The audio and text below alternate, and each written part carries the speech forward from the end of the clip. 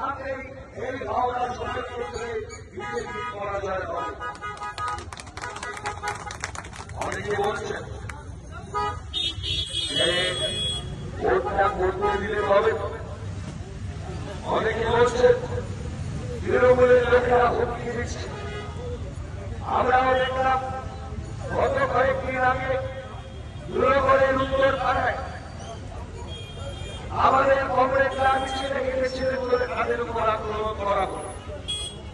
আমরা বলেছি যে আমরা দেশের সম্পত্তির জন্য লড়াই করতে পেরেছি। আমরা বলেছি আমরা দেশের অখণ্ডতার জন্য লড়াই করতে পেরেছি। আমরা বলেছি আমাদের সংবিধান বাঁচাতে আমরা লড়তে পেরেছি।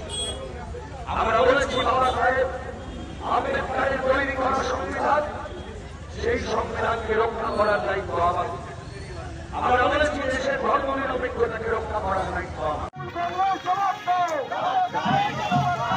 400 টাকা দণ্ডের গ্যাস সিলিন্ডার 1100 টাকা করা কৃষকের ফসলের লাভজনক দাম দেওয়ার প্রতিশ্রুতি কোথায় গেল? বিজেপি জবাব দাও। কৃষক হত্যাকারী বিজেপির বিরুদ্ধে সমস্ত মানুষ